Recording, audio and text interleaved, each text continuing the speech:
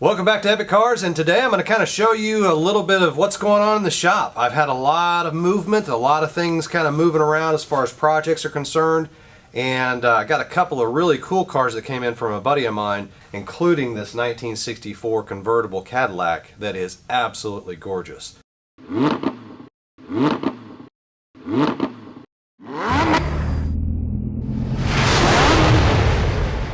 The first car I want to focus on is a 1964 Cadillac Convertible. It's actually a Cadillac Deville Convertible. Almost 19 feet long, weighs a little bit over 4,500 pounds, a 7-liter 429 V8 under the hood. This thing is beautiful. A real good friend of mine restored this probably about 4 years ago. A lot of time and effort into it. New paint job, rebuilt the engine, transmission's been gone through, brakes have been gone through. Now he got it to the point where he had the interior redone, but there's still some little things here and there, window switches, things like that that need to be kind of just fiddled with to make sure that they're working correctly. But I would say this car is 98% complete as far as complete restoration, and it is beautiful. I took it out on a test drive the other day, and man, this thing runs nice. It's smooth, it's powerful. It feels like you're floating on air when you're driving it. I can understand why Cadillac at the time, from like 57 through 69, maybe, there may be a little stretch, maybe 67, was absolutely the pinnacle of car design, functionality, elegance. If you were rocking this in 1964, you were somebody. When you're driving it, you just feel the presence of this car. You feel, I don't know, elevated. It's just, everybody's looking at it. It's got everything that makes it just glitzy and absolutely fabulous. So one of the things that's really interesting about this car when you're up close and personal to it, again, is just the size of it. Guys, I'm going to go ahead and just kind of do a quick measurement here. The tail of this thing is right at 4 feet 10 inches. Just from the passenger compartment back is 5 feet. You go up to the hood, man, where the business end is, the hood is 5 foot 8 inches. The hood. So you've got 6 feet in front of you, almost 5 feet in back of you, and you've got a passenger compartment that can seat 6 all day long. And talk about seating 6. I mean, this wasn't just some Spartan place to be. You could easily fit 6 people in here, more, I guess, if they were smaller. Put the top down and go cruising. And just look at the things inside here. Electric windows and AC with comfort control. I assume comfort control is this little knob. You're able to turn it and it, 80 degrees to go warmer. You want it a little cooler, you rotate it up. I mean, how cool is that? The Wonder Bar radio, had the clock, had all your gauges. I mean, very kind of a simple layout. Had windshield washer, little button right there. I don't know what some of these switches do yet. And in fact, that's why he has me working on it for him, is he's getting ready to sell it. And so it's just missing some things like the window control switches and things like that just needed to finish off. So you can roll down the windows and put the top up and go cruising in comfort. But right now, running, driving, man, just a beautiful car, and I'm going to do the best I can to kind of help him out a little bit, get the rest of it finished, and then this will be for sale coming up pretty soon. So if you're interested in it, let me know, and I'll get you in contact with him. And but it's, man, I drove it, guys. It is awesome, and it runs phenomenal. The same guy that owns the Cadillac, this is his Jeep Grand Wagoneer, and I actually bought this out of Seattle, Washington, probably about 6-7 years ago for myself, and I drove it for about 6 months, 7 months, something like that. And then the guy that owns it now, he had an Airstream trailer, what was it? A 1971 Airstream trailer. So I really wanted this trailer, and he really wanted the Jeep Grand Wagoneer. I call it Woody, obviously, because of the wood grain applique along the side. And the reason I really wanted this one in particular is because I loved the navy color with the tan interior. That's the reason I bought this. And guys, this is an original interior. I mean, this thing is in really, really nice condition. I've tried to buy this off of my buddy now probably 10 times, buy it back, and he just will not sell it. He's in love with this truck, and I mean, I can't blame him. I understand why. I'm working on it right now. I think it's got some carburetor problems.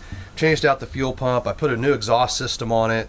I'm just trying to get it nice and in running and driving condition, because he wants to take this out with his family, and so I told him I'd help him get it up to speed. So whole new exhaust system, put a new battery in it, rebuilt a little bit of the carburetor, new fuel pump, and it'll start and run for like 3 or 5 seconds and then just die. So I'm thinking I've still got a carburetor problem, maybe a vacuum problem.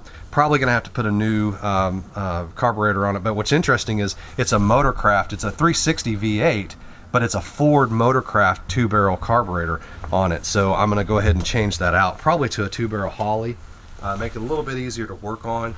This is a project that I don't think you've seen before. I bought this about a month ago, and it's a 1997 Ford F-250 with a 7.3 diesel in it. 2-wheel drive. A buddy of mine had this for sale. I had been looking for a 4-wheel drive version of this truck forever, but man, prices have been are crazy on these things, especially 4-wheel drives with the diesel. And so I'd been looking for probably 2 or 3 months. I kept kind of going past it because it was 2-wheel drive. Now I want a 4-wheel drive. I want a 4-wheel drive. I kept coming back to it, and finally I called him up and I said, hey, I want to come look at your truck. It just seems like a really nice truck. And sure enough, I did. And man, this thing is cherry. So when I finally went over to look at it, it just is so clean. I mean, a little bit of wear here on the seat, and forgive me, I've been using it the past month or so on my construction site, so it's kind of dirty right now, but this thing was so clean. Dash is not cracked.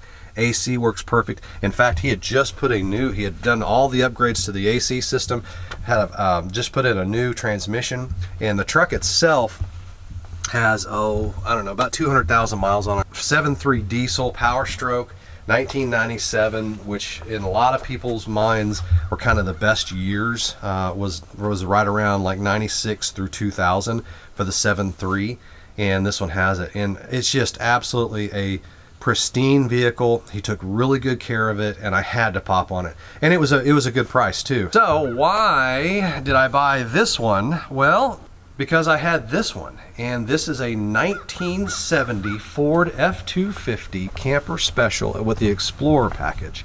Just a outstanding truck. This came up for sale from a guy on the F100 F-250 forums out in Tennessee, and me and my dad went out and picked this up. It was a great father-son trip that we could do. But the reason I bought this one in particular is because it had a lot of the options that I really wanted to have for a daily driver. This was the truck that I was using before I got this one, and you can see the camper shell. I took it off yesterday, and I'll tell you why here in a second. But that was the truck that I was using for my construction business before I bought this one. And I love this truck. Power steering, power brakes, air conditioning. It's got the front disc brakes. It's got the towing mirrors. This was a phenomenally equipped vehicle, and it being also a 3/4 ton, I just had to get it. Guys, check out this interior. I mean, it's just like it's not a time capsule, and it's just not like new, but it's as close to new as you can get for a 50-year-old truck. Even the dash pad, it's got one crack right there. Radio works, heater works, AC works. So here's another shot of the interior. Again, all just unmolested and just very well taken care of. The power steering on this is literally one finger. I mean, it is so smooth. It's like driving a luxury car. I mean, it's amazing. And the power brakes, windows roll up and down really smooth. I mean, just you could tell. It's got about 107,000 miles on it. From what I can tell on the history. It says 7,000 on the odometer, but man, look at that door shut. I mean, guys, okay, watch this. That's how it door shut. Look at that. I mean, it's amazing how solid this truck was. Paint's obviously faded, but that's original paint. It's got all the original trim. It's got the 2 gas tanks, so it's got the one behind the seat, but also has the auxiliary tank. And it all works. Everything on this truck works, and that's the reason I went and got it. Really, the only reason I'm selling it, and that's where I'm going with this video, because I just couldn't tow a real heavy load with it. It didn't have a receiver hitch. All it has is a step bumper, and it's only got a 360 V8 in it. That's tired. I mean, it doesn't need to be rebuilt. It's still a good running truck, but to tow something like my big tractor or my big trailer, things like that, it just didn't have quite enough power to do that. And then secondly, the brakes themselves, I mean, the brakes work great, don't get me wrong, but when you have something that's pretty heavy behind you, a big heavy trailer like this or something like that, You know, having something that doesn't have discs all the way around, anti-lock braking, you know, things like that set up, I just did not feel comfortable doing that. But man, every time I took this truck out, you'd get stopped. I'd have a 15-minute conversation at every gas station I go to. I mean, people just fell in love with this thing as soon as they see it. Now, what's cool about this is I just put it up for sale like 2 days ago. Put it out on Facebook Marketplace, shared it all over the place. And a friend of my wife's called and said, hey, we've been looking for a new truck for our 15-year-old boy who's fixing to start driving, and he has been looking for something exactly like this. So how cool is that? His parents came over and test drove the truck, took it out together, and I told him, hey guys, you know, this is a 50-year-old truck. It's not going to be like something you drive, you know, these days. You got to get used to it. But it's something he can work on. It's something he can grow with. He can fix it up, and more importantly, it's something that he gets himself exposed to the car hobby itself. This thing will never go down in value. He'll be able to, I hope he keeps it forever. So they're coming over today to buy it, and they're actually going to surprise him. They've showed it to him on Facebook, and he's like, Mom, Dad, that's the best thing ever. I want that truck. That's the only truck I want. And they've been kind of playing it up. There's no way you'll ever get this truck. I mean, there's no way we would ever buy something like that. So they're going to come over today and get it and then surprise him with. I think that is absolutely the coolest thing, and he is now the coolest 15-year-old in Oklahoma because of this truck. So everyone, that's the update. I know it's probably not the most exciting video, but I just wanted to give everybody an update on what's going on, because I'd never shown you that 70 F250 that I purchased. Maybe you kind of caught it in some videos, or maybe I talked about it a little bit, but I'd really never shown it to you. And it's just such a nice truck that I wanted to make sure that you guys got exposure to it before it goes away. Unfortunately, it goes today to somebody else. The 70's going to a great kid, a great family who are going to have a lot of fun with it. It's going to be his first truck. I'm really excited for that, because it's one of those things where he's going to be remembering that truck the rest of his life. I mean, it's the first truck he ever had. I hope he keeps it forever, but again, if he ends up selling it in a year or two and wants to upgrade to something else, you're not going to lose money on it, and it's going to be a great truck even then. I even told him, I said, before you sell it, call me back, and I may just buy it back from you because it's just such a great truck. But until then, guys, I'm going to be working on this Cadillac, trying to work out some of the wiring and the issues that are involved in the electronics, mainly here in the doors. I'll get that Wagoneer back up and running here in the next day or two, get it back to him, and he can enjoy that with his family. I'll continue the F100 build. That's going to be probably not the next thing I do, but fairly soon, because I want to finish up the series on the Hummer, the H3. So there's a few more things that we're going to continue to do on the H3 over the next week or two, and I'll be putting out videos pretty soon on that. And then I'll get back into the F100 and start doing the, taking off the body lift, doing some of the body work that I need to do on the rust repair and that kind of stuff, and just getting it into being a more reliable truck. So guys, that's what's going on in my life. Thank you for watching. I hope everybody's safe, and God bless. Take care.